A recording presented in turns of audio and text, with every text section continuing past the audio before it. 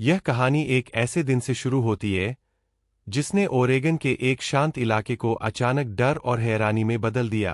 तारीख थी 22 अक्टूबर 2017। उस सुबह एक साधारण सा सफाई कर्मचारी अपने रोजमर्रा के काम में व्यस्त था। वह निर्माण स्थल पर जमा मलबा साफ कर रहा था, जैसे वह हर दूसरे दिन करता था। लेकिन उसी दिन उसकी किस्मत उसे एक ऐसी जगह ले आई जिसने पूरे राज्य को हिला कर रख दिया। उसने कूड़े के ढेर के पास कुछ बड़े बड़े 2 बैग देखे। वह सोच में पड़ गया, क्योंकि आमतौर पर निर्माण के कचरे के बैग इतने भारी नहीं होते। जिज्ञासा और थोड़ी बेचैनी के साथ उसने उनमें से एक को थोड़ा सा खोला। जैसे ही प्लास्टिक हटाया, वह डर के मारे पीछे उछल गया। उस बैग में किसी सामान या लकड़ी का कचरा नहीं, बल्कि इंसानी शरीर के हिस्से थे। यह दृश्य इतना भयानक था कि वह तुरंत दूर हट गया और कांपते हुए मदद के लिए चिल्लाया। यह खोज सिर्फ एक दुर्घटना या गलतफहमी नहीं थी। यह वही क्षण था जिसने 5 दिन से लापता एक युवा पति पत्नी की खोज को अचानक एक दर्दनाक सच में बदल दिया। और इसी के साथ शुरू हुई एक ऐसी जांच जो ओरेगन के शांत और घने जंगलों में छिपे एक भयावह राज को उजागर करने वाली थी। इस डरावनी घटना की जड़ें कुछ दिन पहले 17 अक्टूबर 2017 से शुरू होती है, जब 29 साल की जेसिका वेस्ट और उसके 33 साल के पति थॉमस ने फैसला किया था कि वे कुछ दिन प्रकृति की शांति में बिताएंगे। उन्हें जंगल की ताजा हवा, झील किनारे की खामोशी और रात में जलते कैंपफायर की गर्माहट बेहद पसंद थी। इस बार भी वे उसी उम्मीद के साथ वालपोर्ट झील के लिए निकले थे, एक खूबसूरत, शांत और घने जंगलों से घिरा इलाका। उन्होंने अपने परिवार को बताया था कि वे हफ्ते के अंत तक लौट आएंगे। आखिरी बार जेसिका ने अपनी बहन को एक तस्वीर भेजी थी, जिसमें दोनों मुस्कुराते हुए झील के ऊपर डूबते सूरज के साथ खड़े थे। कैप्शन में उसने लिखा था, यह जगह बहुत खूबसूरत है, तुमसे बहुत प्यार। उन्हें बिल्कुल अंदाजा नहीं था कि यह तस्वीर उनका आखिरी संदेश बन जाएगी। और 5 दिन बाद एक निर्माण स्थल पर मिले वे 2 बैग, जिनके अंदर छिपा सच। एक ऐसी कहानी की शुरुआत था जिसे सुनकर कोई भी सिहर उठे। सभी चीजें शांत सी लग रही थीं जब जेसिका और थॉमस ने वह छोटी सी ट्रिप चुनी। लेकिन जैसे ही समय बीता, उनकी गैरमौजूदगी ने परिवार और स्थानीय समुदाय में चिंता की एक लहर फैला दी। 22 अक्टूबर 2017 को उनके लापता होने की सूचना मिलने पर खोज और पूछताछ तुरंत शुरू हुई, पर शुरुआत में लोग आश्चर्यजनक रूप से कुछ सामान्य कारण मान रहे थे: फोन रेंज से बाहर होना, रास्ता भटक जाना या किसी छोटी सी दुर्घटना। पुलिस ने सबसे पहले वही कदम उठाए जो अक्सर ऐसी स्थितियों में होते हैं। उन्होंने जोड़े के मोबाइल फोन के आखिरी सिग्नल की जगह निकाली और रिकॉर्ड में आखिरी लोकेशन वालपोर्ट झील के आसपास दर्ज था। यह पुष्टि थी कि वे वाकई वहीं पहुंचे थे, और फिर किसी कारण से संपर्क टूट गया। परिवार का कहना था कि दोनों हमेशा संपर्क में रहते थे, अगर देर होती तो वे बताते जरूर थे। इसलिए जब उन्होंने समय पर लौट कर नहीं आए तो उनकी बहन ने स्थानीय पुलिस से मदद मांगी और आधिकारिक तौर पर उन्हें लापता करार दिया गया। जांच संस्थाओं और स्वयंसेवकों ने मिलकर वहां से जंगल की खोज शुरू की। वालपोर्ट क्षेत्र का जंगल गहरा और घना था, बड़ी झाड़ियां, घने पेड़ और टूटे हुए पत्तों का एक मोटा परत जिसने तलाशियों को मुश्किल में डाल दिया। शोर मचाने, नाम पुकारने और ट्रेल का पालन करने के बावजूद शुरुआती दिनों में कोई ठोस निशान नहीं मिले। पार्किंग में जोड़ी की कार मिली, इंजन बंद, कुछ व्यक्तिगत सामान अंदर, पर तंबू, स्लीपिंग बैग या कैंप फायर के संकेत कहीं नहीं मिले। यह बात और भी उलझन पैदा कर रही थी। वे जहां पहुंचे थे, वहां के निशान खोजने लायक कुछ भी नहीं दिख रहा था। प्रथम 2 दिन गुजर गए। खोज दलों ने हर संभव ठौर टटोलने की कोशिश की, नदी किनारे, ऊंचे खड़े पत्तों के बीच, ट्रेल के किनारों पर कुछ भी नहीं। तीसरे दिन भी कुछ खास नहीं मिला। तब पुलिस ने संभावनाओं की सूची बनाना शुरू की और हर एक को परखना लागू किया। पहला विचार, क्या कोई जंगली जानवर हमला कर गया होगा, पर फॉरेंसिक टीम ने कोई संघर्ष के निशान, खून के धब्बे या फटे कपड़े नहीं पाए। जानवर सामानों को ऐसे साथ नहीं ले जाते कि पूरे तंबू गायब हो जाए। इस तरह से यह विचार जल्दी ही कमजोर हो गया। दूसरी संभावना यह थी कि दोनों रास्ता भटक गए हों, पर थॉमस अनुभवी ट्रेकर था। उनके पास नक्शा, कंपास और अनुभव था।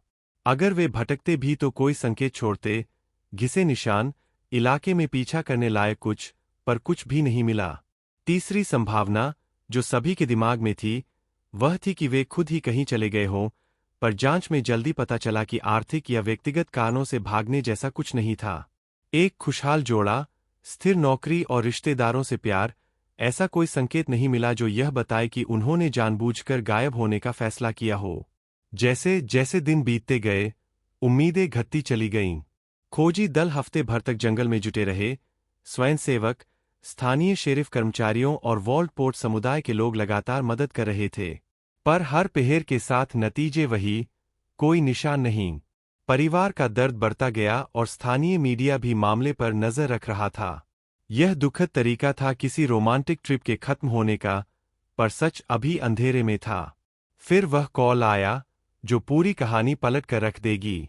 यह कॉल निर्माण स्थल पर काम करने वाले एक कर्मचारी ने किया। वह आदमी रोज की तरह साइट पर कूड़ा हटाने का काम कर रहा था जब उसे कुछ भारी बैग मिले।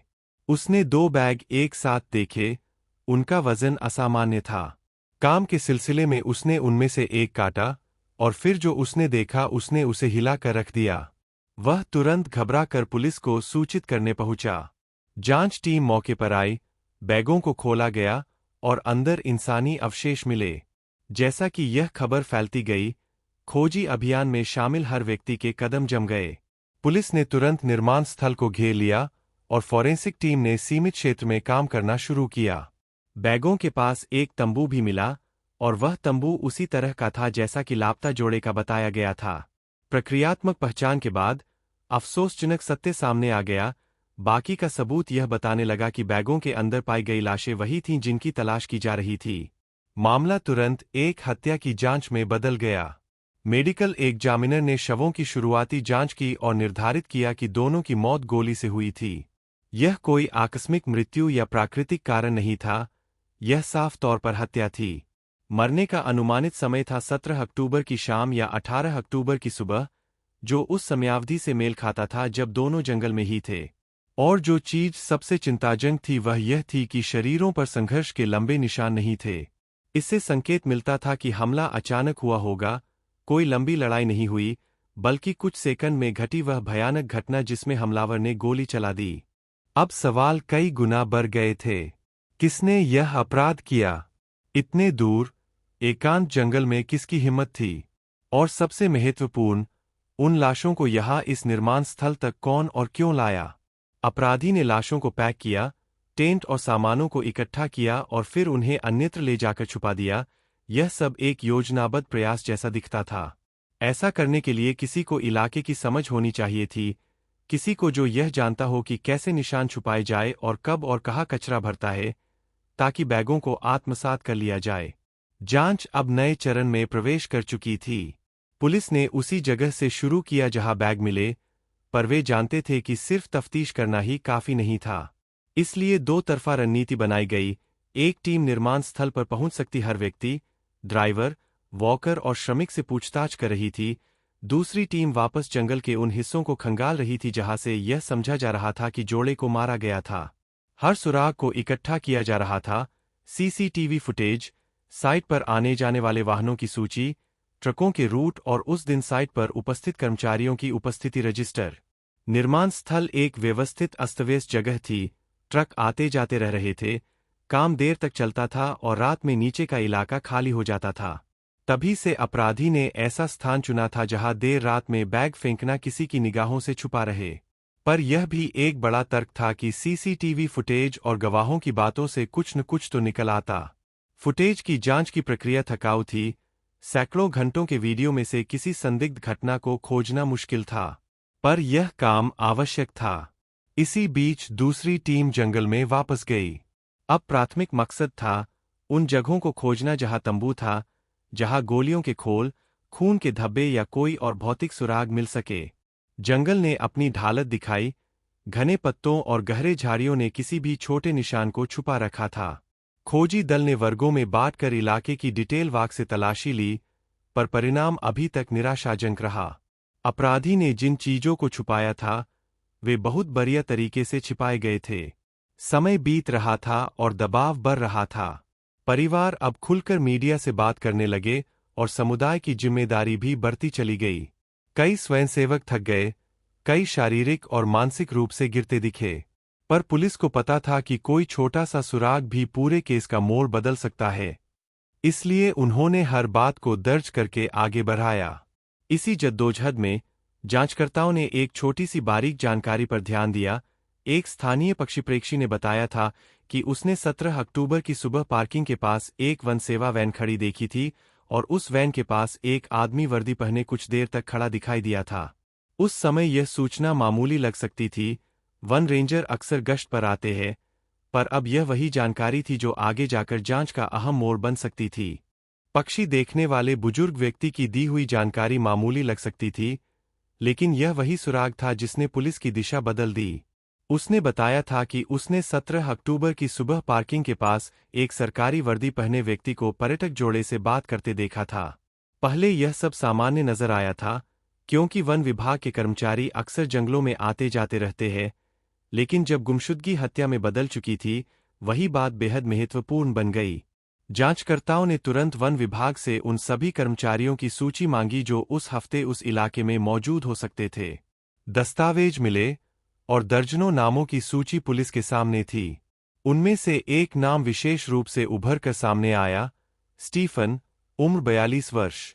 वह 15 वर्ष से अधिक समय से वन सेवा में काम कर रहा था। शांत स्वभाव, अपने काम में माहिर और जंगल को अच्छी तरह जानने वाला आदमी। उसके सहकर्मी उसे भरोसेमंद और सख्त नियमों वाला मानते थे। वह पार्क के किनारे एक छोटे से घर में अकेले रहता था। उसके जीवन में ऐसा कुछ नहीं था जो सतह पर किसी गड़बड़ी की ओर इशारा करे। फिर भी जांच की प्रक्रिया में वह नाम अब नजरअंदाज नहीं किया जा सकता था। पुलिस 2 अधिकारी लेकर उसके घर पहुंची। स्टीफन ने दरवाजा खोला और पूरी शांति से उन्हें घर के अंदर बुलाया। उसका व्यवहार नियंत्रित था, आवाज धीमी और चेहरे पर चिंताजनक चुप्पी। जब अधिकारियों ने उसे जेसिका और थॉमस की तस्वीरें दिखाईं, तो उसने थोड़ी देर देखा, फिर स्वीकार किया कि वह दोनों से मिला था। उसने अपने वक्तव्य में बताया कि वह उस दिन उस इलाके में गश्त कर रहा था और उसने पर्यटक जोड़े को उस रास्ते की ओर जाते देखा जो अस्थायी रूप से बंद था। उसने दावा किया कि उसने उन्हें केवल यह बताया कि ट्रेल एक हिस्से में बंद है, और फिर वह उनसे दूर चला गया। उसकी कहानी सामान्य लग रही थी, पर उसके व्यवहार का एक छोटा सा हिस्सा जांचकर्ताओं के मन में शंका पैदा कर गया। आंखों में सीधे न देख पाना और हाथों का हल्का कांपना। यह घबराहट भी हो सकती थी, लेकिन अनुभवी जासूस जानते हैं कि ऐसे छोटे संकेत भी बड़ी सच्चाइयों की ओर इशारा करते हैं। उन्होंने तुरंत कोई दबाव नहीं डाला। वे शांत भाव से वहां से चले गए, लेकिन लौटते ही उन्होंने उसके ऊपर निगरानी की मंजूरी ले ली। इसी बीच अदालत से उसके घर और उसकी ऑफिस वैन की तलाशी के लिए वारंट भी तैयार होने लगा। 2 दिन बाद सुबह के समय पुलिस उसके घर वापस पहुंची, इस बार पूरी टीम और तलाशी आदेश के साथ। घर की खोजबीन शुरू हुई। हर कमरे, हर अलमारी, हर डिब्बे को खंगाला गया, लेकिन कोई हथियार, कोई खून का निशान, कोई हिंसा का प्रमाण नहीं मिला। स्टीफन किचन की कुर्सी पर चुपचाप बैठा हर हलचल को देखता रहा। उसके चेहरे पर न डर था, न विरोध, बस एक बेजान सा स्वीकार। जब घर से कुछ नहीं मिला, जांचकर्ताओं की अंतिम उम्मीद उसकी वैन थी, जो यार्ड में खड़ी थी। यह वही सरकारी पिकअप थी जो राष्ट्रीय जंगल विभाग को जारी की जाती है। पीछे का हिस्सा काफी अव्यवस्थित था, रस्सियां, औजार, कनस्तर और ढेरों छोटी बड़ी चीजें एक साथ पड़ी थीं। पहली नजर में सब कुछ सामान्य दिखा, लेकिन तभी एक जासूस की निगाह वैन के कोने में फेंके हुए बड़े त्रिपाल पर गई। उसने उत्सुकता से उसे हटाया, और जैसे ही त्रिपाल उठा, नीचे दिखाई दिया वह सामान जिसे खोजी टीम 1 सप्ताह से ढूंढ रही थी। 2 trekking backpack, 2 sleeping bag, 1 gas burner, 1 cooking pot और कुछ छोटे व्यक्तिगत सामान। सब कुछ धूल और गंदगी से भरा था, लेकिन पहचानना बिल्कुल आसान था। ये सारी वस्तुएं जेसिका और थॉमस की थीं। जैसे ही यह सामने आया, स्टीफन का चेहरा एकदम फीका पड़ गया। उसने सिर झुका लिया और धीरे धीरे सांस लेने लगा। यह हर उस जासूस के लिए एक साफ संकेत था, वह सच्चाई के करीब था और वह इसे छुपा नहीं सकता था। इतनी बड़ी गलती पकड़ में आने पर वह बुरी तरह टूट चुका था। उसे वहीं पर गिरफ्तार कर लिया गया। पर असली पहेली अभी भी बाकी थी। उसने यह सब क्यों किया? उसने दो निर्दोष लोगों की जान क्यों ली? उसका मकसद क्या था? पूछताछ कक्ष में स्टीफन घंटों तक चुप बैठा रहा। अधिकारी शांत आवाज में एक ही सवाल दोहराते रहे। उनकी चीजें तुम्हारी वैन में कैसे आई? उस दिन जंगल में क्या हुआ था? तुमने बंदूक कहाँ छुपाई? शुरुआत में वह किसी सवाल का जवाब नहीं देता था। उसके सामने रखे सबूत, फोटोग्राफ, बैग, सामान, सब वही थे जो उसके झूठ को पिघला सकते थे। कई घंटे ऐसे ही बीत गए। अंततः उसकी चुप्पी टूटी। उसने भारी आवाज में बोलना शुरू किया और उसकी बातों ने पूरी जांच टीम को हिलाकर रख दिया। उसने बताया कि वह पिछले कई महीनों से एक गैरकानूनी काम में शामिल था। वह अपनी सरकारी जिम्मेदारी का दुरुपयोग कर रहा था। संरक्षित क्षेत्रों में जाकर वह कीमती पेड़ों को खोजता, काटता और लकड़ी को चोरी छिपे बेचकर पैसा कमाता था। यह उसका छुपा हुआ तरीका था अपने जीवन में अतिरिक्त कमाई करने का। वह जानता था कि यह गलत है। उसका पूरा करियर, उसकी आजादी और उसकी प्रतिष्ठा दांव पर थी, लेकिन लालच और इस विश्वास ने कि इतनी दूर किसी को क्या पता चलेगा, उसे एक अंधे रास्ते पर धकेल दिया था। 17 अक्टूबर को वह उसी इलाके में गया था जहां आम पर्यटकों को आना मना था, क्योंकि वह वहां ताजा काटे गए पेड़ों की लकड़ी इकट्ठा करने गया था। तभी उसने दूर एक तंबू देखा। उसके अंदर जेसिका और थॉमस थे। वे शायद मुख्य ट्रेल से आगे निकलकर एकांत जगह ढूंढ रहे थे। उन्हें अंदाजा भी नहीं था कि वे एक प्रतिबंधित क्षेत्र में पहुंच चुके हैं, और बिल्कुल उस जगह जहां स्टीफन अपना गलत धंधा चला रहा था। यह दृश्य देखते ही स्टीफन के मन में डर की लहर दौड़ गई। वह तंबू के पास गया और सामान्य दिखने की कोशिश करते हुए बोला कि यह हिस्सा बंद है और उन्हें तुरंत यहां से जाना चाहिए। जोड़ा शांत था।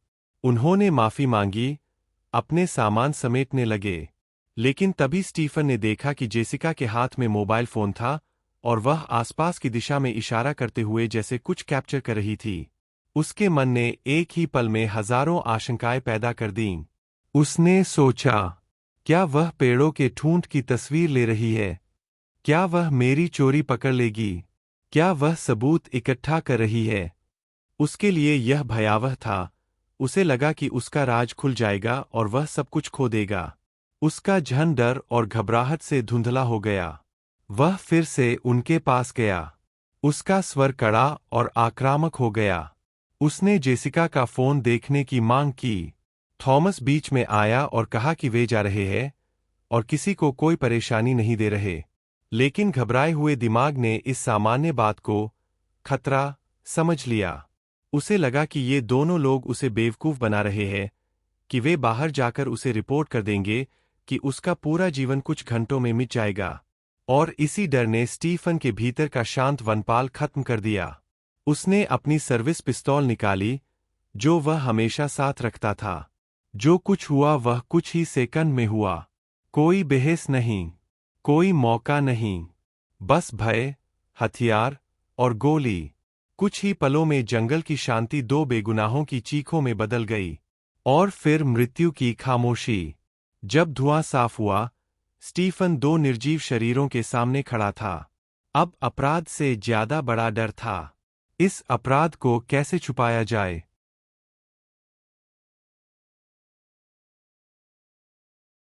जंगल में हुई उस अचानक और भयानक घटना के बाद स्टीफन कुछ देर तक स्तब्ध खड़ा रहा।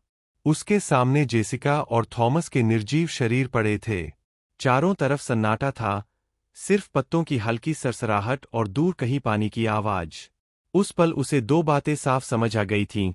पहली, उसने एक ऐसा अपराध कर दिया है जिसकी कोई वापसी नहीं, और दूसरी, अब उसका बचा हुआ जीवन इस बात पर निर्भर था कि वह इस सच को कितनी अच्छी तरह मिटा सकता है। वह वर्षों से जंगल में काम कर रहा था। उसे पता था कि कौन सा रास्ता गंभीर वाला है, कहाँ से निकलकर कोई ट्रक सड़क पर पहुंच सकता है और किस जगह पर कोई निशान छिप सकता है। उसका दिमाग तेजी से काम करने लगा। डर ने उसे इतना पागल कर दिया कि वह एक सरकारी अधिकारी से एक योजनाबद्ध अपराधी की तरह सोचने लगा। सबसे पहले उसने उनके सभी सामानों को इकट्ठा किया, तंबू, बैकपैक, स्लीपिंग बैग, खाना बनाने का सामान, यहाँ तक कि छोटे कपड़े और जेसिका का कैमरा भी। उसे डर था कि छोटी से छोटी चीज भी उसे पकड़वा सकती है। उसने एक बड़े मोटे प्लास्टिक बैग में दोनों शरीर डाले। यह वही निर्माण कचरे वाले बैग थे जो अक्सर जंगल की सफाई के लिए सरकारी स्टोर में रखे जाते थे। उसने उन्हें मजबूती से बांधा और अपनी सरकारी वैन की ओर खींच कर ले आया। यह सब करने में उसे कई घंटे लगे। उसने हर जगह मिट्टी फैलाई, जगह को साफ किया, पत्तों को इधर-उधर किया ताकि वहां किसी इंसानी गतिविधि का कोई निशान न रहे। वह जानता था कि साधारण अपराधी निशान छोड़ जाते हैं, लेकिन उसके पास जंगल का पूरा अनुभव था। उसे पता था कि क्या छुपाना है और कैसे छुपाना है। अंधेरा होते होते उसकी सरकारी वैन में 2 बैग और एक बड़े त्रिपाल में लपेटा हुआ तंबू रखा था। उसने चुपचाप इंजन चालू किया और जंगल से बाहर निकल गया। सड़कें सुनसान थीं। उसे बस एक ही बात का डर था, कहीं कोई पेट्रोलिंग गाड़ी उसके वाहन के पिछले हिस्से पर रखे भारी बोझ को देखकर सवाल न पूछ ले। लेकिन किस्मत उसके साथ थी। वह बिना किसी रुकावट के जंगल से बाहर निकल आया। अब दूसरा सवाल था, इन लाशों और सामानों को छुपाया कहाँ जाए। वह कई घंटों तक गाड़ी चलाता रहा। रास्ते में उसे अचानक वह निर्माण स्थल याद आया जहां आसपास के इलाकों का कचरा इकट्ठा होकर फेंका जाता था। देर रात वहां कोई नहीं रहता था। बड़े डंपस्टर होते थे, वे जल्दी भर जाते थे और उन पर कोई ज्यादा ध्यान भी नहीं देता था। उसे यह जगह एकदम उपयुक्त लगी। रात काफी बीत चुकी थी जब वह निर्माण स्थल पहुंचा। वहां अंधेरा था और मशीनें बंद पड़ी थीं। उसने सावधानी से गाड़ी पीछे लगाई और भारी बैग नीचे गिराने लगा। फिर उसने तंबू भी एक अलग बड़े कचरे के कंटेनर में डाल दिया ताकि वह बैगों के साथ जल्दी मिल न जाए। दूर खामोशी में गूंजती आवाजें उसके कानों में डर पैदा कर रही थीं, लेकिन वह काम करता रहा।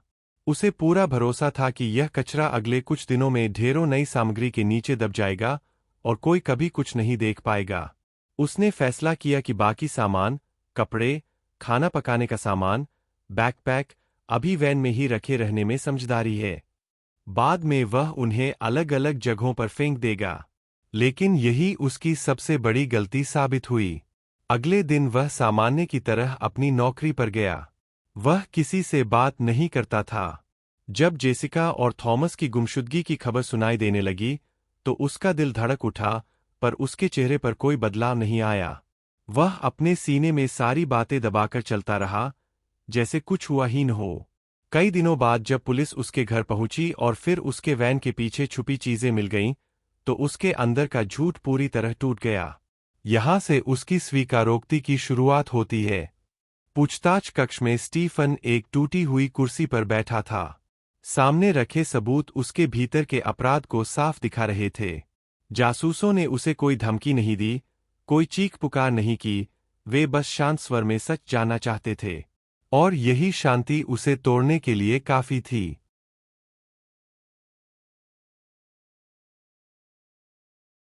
थोड़ी देर चुप रहने के बाद वह धीरे-धीरे बोलने लगा। उसने बताया कि कैसे लालच ने उसे ऐसे रास्ते पर धकेल दिया जहां से वापस लौटना संभव नहीं था। उसने जोर देकर कहा कि उसका इरादा किसी को नुकसान पहुंचाने का कभी नहीं था, लेकिन उस दिन जब उसने जेसिका को फोन पकड़ते देखा, उसका दिमाग पूरी तरह डर में डूब गया।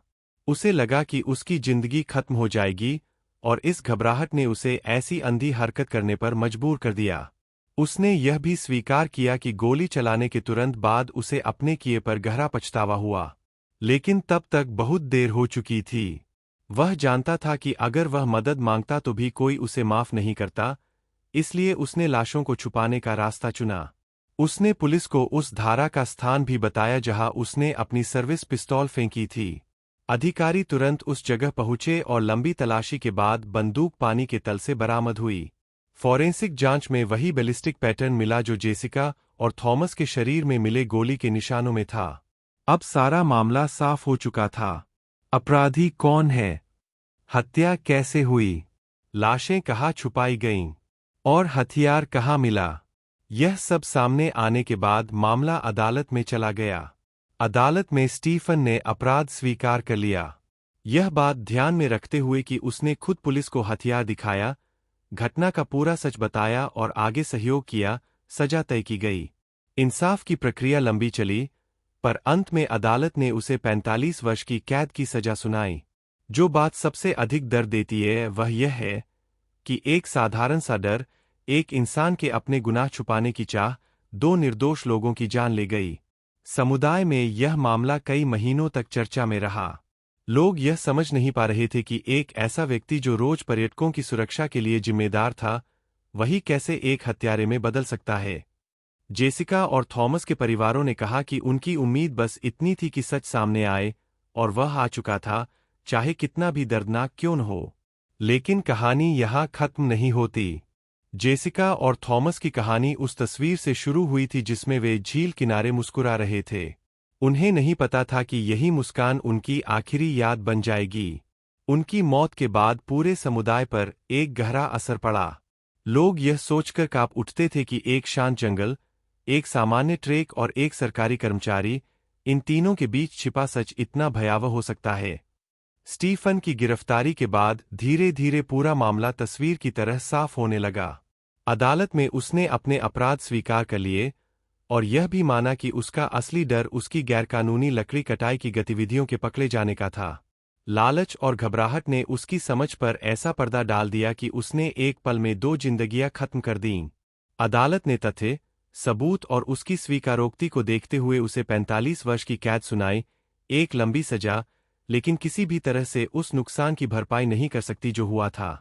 जेसिका और थॉमस के परिवारों ने कहा कि उन्हें अपने प्रियजनों की मौत का दर्द हमेशा रहेगा, लेकिन उन्हें सुकून है कि सच सामने आया और अपराधी को सजा मिली। परिवारों ने जंगल में एक छोटी सी जगह चिन्हित करवाई, जहां दोनों आखिरी बार जिंदा देखे गए थे। वहां एक पत्थर रखा गया जिस पर लिखा था, प्रकृति से प्रेम करने वाले दो दिल हमेशा इस शांति का हिस्सा रहेंगे। यह घटना सिर्फ एक अपराध की कहानी नहीं है, यह शिक्षा भी है कि कभी कभी इंसान का डर उसे ऐसी अंधेरी राह पर ले जाता है जहां से वापसी संभव नहीं होती। एक छोटी गलती को छुपाने की कोशिश, एक गलत कदम, और उसके बाद घबराहट, यही सब किसी की जिंदगी बर्बाद कर सकता है। जंगल शांत रहता है, पर उसमें छिपी इंसानी गलतियां कभी शांत नहीं होतीं। इस मामले ने ओरेगन में कानून व्यवस्था से जुड़े विभागों को भी बहुत कुछ सिखाया। अब वन क्षेत्रों में कैमरों और ट्रैकिंग सिस्टम को मजबूत किया गया है। रेंजरों की गतिविधियों की नियमित जांच शुरू हुई, ताकि कोई भी अकेलेपन और लालच की वजह से ऐसी हरकत न कर सके। पर्यटन विभाग ने भी चेतावनी संकेतों को बढ़ाया, ताकि अगर कोई गलती से किसी प्रतिबंधित क्षेत्र में जाए तो वह तुरंत समझ सके। जेसिका और थॉमस के परिवारों ने उनकी याद में एक छोटा सा अभियान शुरू किया, सुरक्षित जंगल, सुरक्षित यात्रा। इस अभियान का लक्ष्य है कि जंगल में घूमने वाले लोग सतर्क रहें और अपनी यात्रा की लोकेशन दोस्तों या परिवार को बताते रहें। यह छोटा सा कदम कई मुश्किलों को रोक सकता है। इस त्रासदी का वास्तविक सबक यही है कि प्रकृति खूबसूरत है, लेकिन इंसान की गलतियां किसी भी शांत जगह को खतरनाक बना देती है। कभी कभी सबसे बड़ी मुसीबतें बाहर से नहीं आती, वे उसी व्यक्ति के दिल से आती है जो कानून का रक्षक माना जाता है। जेसिका और थॉमस की कहानी एक दर्दनाक अंत है, लेकिन यह हमें यह भी याद दिलाती है कि हर यात्रा, हर रास्ता और हर फैसला सावधानी मांगता है, और यह कि सच कितना भी देर से सामने आए, वह अपनी राह हमेशा बना ही लेता है।